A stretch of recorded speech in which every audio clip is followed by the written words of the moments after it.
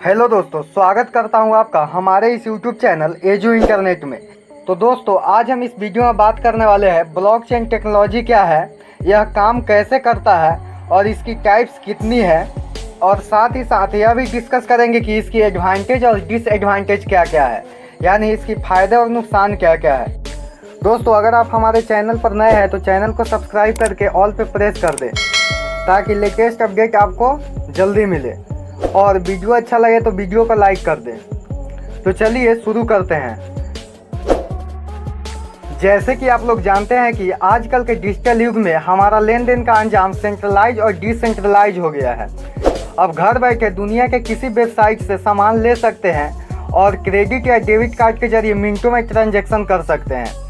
दोस्तों, इसी प्रकार आप ब्लॉकचेन को भी इंटरनेशनल ट्रांजैक्शन सर्विस भी बोल सकते हैं, जिसके माध्यम से आप दुनिया भर के किसी भी कोने में पेमेंट भेज भी सकते हैं और रिसीव भी कर सकते हैं। दोस्तों, ब्लॉकचेन एक ऐसी टेक्नोलॉजी है जो एक व्यक्ति से दूसरे व्यक्ति को बिटकॉइन भेजने में मदद करती है। पर अब आप ये सोच रहे होंगे कि एक दूसरे को पैसे भेजने के लिए तो बैंक या ऑनलाइन पेमेंट जैसे ऑप्शन है जिनके माध्यम से हम पैसे भेज सकते हैं, तो इसकी क्या ज़रूरत। तो दोस्तों, इसी के बारे में हम डिटेल जानकारी देने वाले हैं कि ब्लॉकचेन क्या है। अब देखते हैं ब्लॉकचेन क्या है।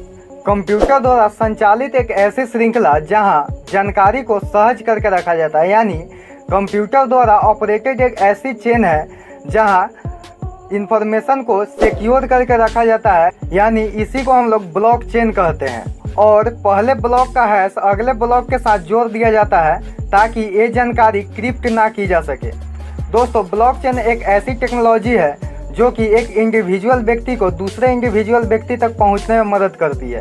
दोस्तों, इसको हम एग्जांपल से समझते हैं। मान लीजिए कि एक व्यक्ति को दूसरे किसी देश में किसी व्यक्ति को पैसे भेजने हैं, तो उसके लिए किसी तीसरे ट्रस्टेड व्यक्ति की ज़रूरत पड़ती है। यहाँ ट्रस्टेड व्यक्ति बैंक हो सकती है, वेस्टर्न यूनियन या फिर पेपाल हो सकती है। और इस प्रोसेस को पूरे होने में कुछ दिन का समय भी लगता है और पैसे भी लगते हैं। लेकिन अगर हम ब्लॉकचेन टेक्नोलॉजी का इसमें यूज करेंगे, कोई भी व्यक्ति दुनिया भर में किसी को भी सीधा पैसे भेज सकता है और इसमें सिर्फ कुछ मिनटों का ही समय लगता है, और ट्रांजैक्शन फीस भी अन्य बैंकों के मुकाबले बहुत कम लगता है। दोस्तों, ब्लॉकचेन के हिस्ट्री के बारे में भी थोड़ा जान लीजिए। तो ब्लॉकचेन पहली बार 2008 में संतोषी नाकामोटो नामक व्यक्ति ने इसका आविष्कार बिटकॉइन की सर्विस के लिए किया था। ब्लॉकचेन एक ऐसी टेक्नोलॉजी है जिसके जरिए पैसा दुनिया के किसी भी कोने में भेजने के लिए किसी बैंक या बिचौलिए की ज़रूरत नहीं है। शुरुआत में ब्लॉकचेन बिटकॉइन के लिए शुरू किया गया था, लेकिन अब बहुत सारे कॉइन आ चुके हैं जो ब्लॉकचेन टेक्नोलॉजी के लिए यूज हो रहे हैं। आजकल के इस डिजिटल युग में हमारा लेन देन सेंट्रलाइज और डिसेंट्रलाइज हो गया। पैसों के लेन देन के लिए दो तरह का सिस्टम का यूज करता है, एक है सेंट्रलाइज सिस्टम और दूसरी है डिसेंट्रलाइज सिस्टम। और अब समझते हैं सेंट्रलाइज सिस्टम और डिसेंट्रलाइज सिस्टम क्या होता है। दोस्तों, सेंट्रलाइज सिस्टम में जितनी भी जानकारी होती है वो अलग अलग सोर्सेज से आकर एक जगह स्टोर हो जाती है, और ये उस सोर्स पर निर्भर करता है कि वो कितनी जानकारी मार्केट में देना चाहता है और कितनी नहीं, और वह इन जानकारी को बदल भी सकता है। यानी सेंट्रलाइज सिस्टम जो होता है जानकारी को बदल भी सकता है, और ये जानकारी देने वाले लोगों का रिकॉर्ड देना है या नहीं, यह काम यही करता है।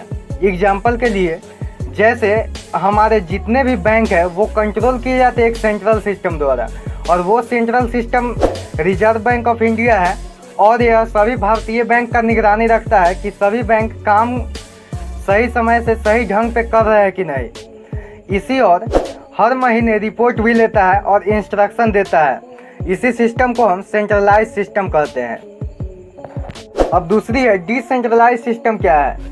इसको हम decentralise peer to peer system भी बोल सकते हैं। यह सिस्टम सेंट्रलाइज सिस्टम के एकदम विपरीत होता है। इसमें कोई भी सेंट्रल बॉडी नहीं होती है। जितने भी लोग काम करते हैं वो एक दूसरे के साथ जुड़े होते हैं, और इनमें अगर कोई एक व्यक्ति काम करना बंद भी कर दे तो इसमें कोई काम रुकता नहीं है।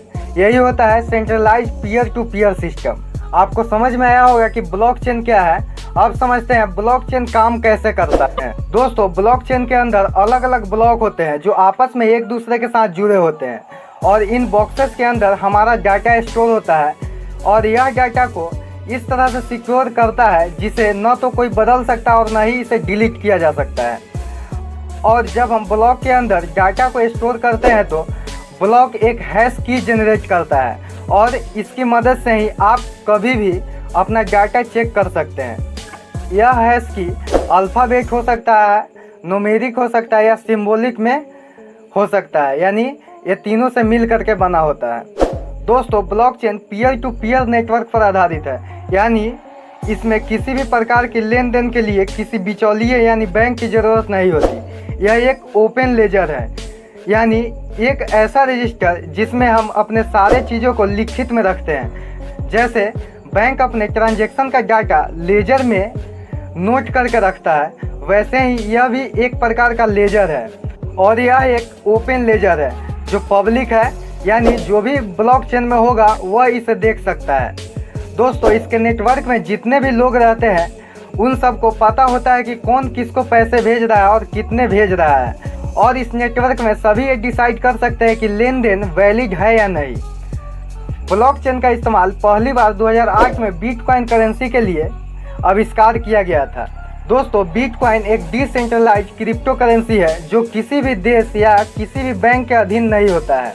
अब धीरे धीरे इसका इस्तेमाल गवर्नमेंट और पब्लिक सेक्टर में करने के लिए रिसर्च किया जा रहा है। तो दोस्तों आप समझ गए होंगे कि ब्लॉकचेन काम कैसे करता है। अब समझते हैं इसके टाइप्स कितने हैं, यानी यह कितने प्रकार की है। मुख्य रूप से यह दो प्रकार की ब्लॉकचेन टेक्नोलॉजी है, एक है पब्लिक ब्लॉकचेन टेक्नोलॉजी और दूसरी है प्राइवेट ब्लॉकचेन टेक्नोलॉजी। तो समझते हैं पब्लिक ब्लॉकचेन टेक्नोलॉजी क्या है।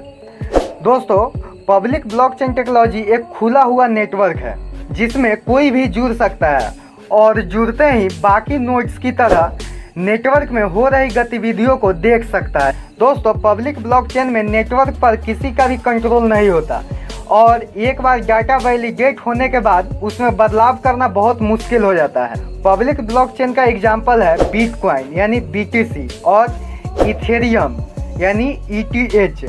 और पब्लिक ब्लॉकचेन टेक्नोलॉजी बहुत सुरक्षित माना जाता है। नंबर 2 है प्राइवेट ब्लॉकचेन। दोस्तों प्राइवेट ब्लॉकचेन एक केंद्रीयकृत यानी सेंट्रलाइज नेटवर्क है जिसे एक ग्रुप द्वारा बनाया या चलाया जाता है और इसमें जुड़े हुए नोड्स को यानी कंप्यूटर को अलग अलग परमिशन और रेस्ट्रिक्शन दी जाती है। इसमें किसी नए नोड को जुड़ने के लिए पहले से जुड़े हुए नोड से परमिशन लेनी पड़ती है, यानी जो पहले से जुड़ा हुआ नोड्स है उनसे परमिशन ले करके उसके बाद ही इसको इसमें शामिल किया जाता है। दोस्तों प्राइवेट ब्लॉकचेन का एग्जांपल है रिपल और हाइपरलेजर। इस ब्लॉकचेन को पब्लिक ब्लॉकचेन के मुकाबले कम सुरक्षित माना जाता है।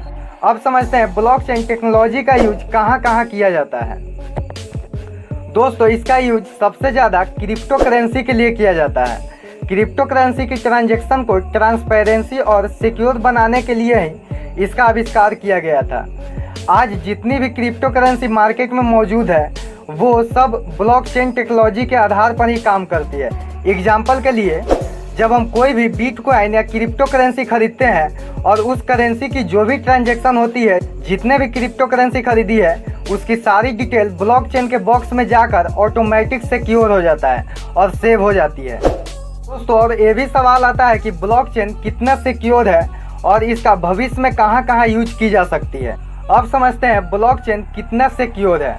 ब्लॉकचेन टेक्नोलॉजी सुरक्षा और विश्वास के मुद्दों के लिए कई हद तक जिम्मेदार है। ब्लॉकचेन टेक्नोलॉजी के ब्लॉक में जब भी कोई डाटा स्टोर किया जाता है तो वह एक कंप्यूटर या सर्वर में स्टोर होने की बजाय हजारों कंप्यूटर में रहता है।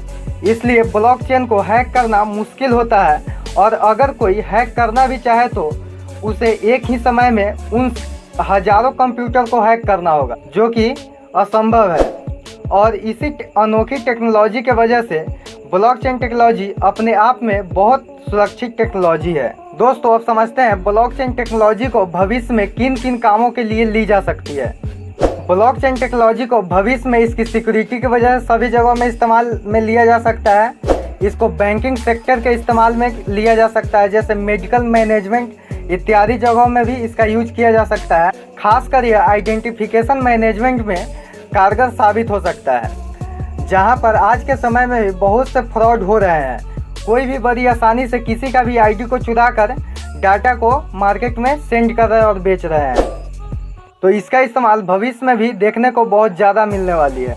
दोस्तों, अब समझते हैं ब्लॉकचेन टेक्नोलॉजी के लाभ और हानि क्या क्या है, यानी एडवांटेज एंड डिसएडवांटेज को समझते हैं। नंबर 1 है, यह टेक्नोलॉजी बिना किसी थर्ड पार्टी के कार्य को वेरीफाई करने में अनुमति देती है। और नंबर 2 है, इसमें एक बार डाटा को सेव हो जाने के बाद उसमें कोई भी बदलाव या छेड़छाड़ करना मुश्किल हो जाता है। इसके यही सब लाभ है। नंबर 3 है, डिजिटल लेजर को सुरक्षित रखने के लिए क्रिप्टोग्राफी इनकोडेड टेक्नोलॉजी इस्तेमाल किया जाता है, यानी क्रिप्टोग्राफी इनकोडेड टेक्नोलॉजी एक है, उसको यूज इसमें किया जाता है इसको सिक्योर रखने के लिए। नंबर 4 है, इसमें किसी भी ट्रांजैक्शन की कॉपी नेटवर्क से जुड़े सभी नोड्स के पास होती है, यानी सभी कंप्यूटर के पास होती है। कोई भी ट्रांजैक्शन की कॉपी हो सभी कंप्यूटर के पास होती है। अब इसका देखते हैं ब्लॉकचेन के नुकसान क्या क्या। तो इसमें ज़्यादा इलेक्ट्रिसिटी का खपत होता है, क्योंकि इसका डिजिटल प्रोसेस होता है जिसमें नोड्स यानी कंप्यूटर हजारों लाखों की गिनती रियल टाइम डाटा पर काम करते हैं। नंबर 2 है, इसमें नोड्स की आपसी सहमति से ट्रांजैक्शन होती है, यानी सबका तालमेल से ही ट्रांजैक्शन की सहमति मिलती है, जिसमें गवर्नमेंट ऑर्गेनाइजेशन की कोई भूमिका नहीं होती, यानी गवर्नमेंट इसमें कोई भूमिका नहीं निभाती है, जिससे फ्रॉड की संभावना बढ़ जाती है। नंबर 3 है, इसका सिस्टम काफ़ी जटिल होता है, यानी डिफ़िकल्ट होता है, जिसके कारण एक आम यूजर को समझना मुश्किल हो जाता है। तो दोस्तों, आप समझ गए होंगे कि ब्लॉकचेन टेक्नोलॉजी क्या है, यह वर्क कैसे करता है और इसके कितने टाइप्स हैं, और साथ ही साथ यह भी देखे हैं कि ब्लॉकचेन के नुकसान और फ़ायदा क्या क्या है। इस वीडियो को देखने के लिए आपका बहुत बहुत धन्यवाद।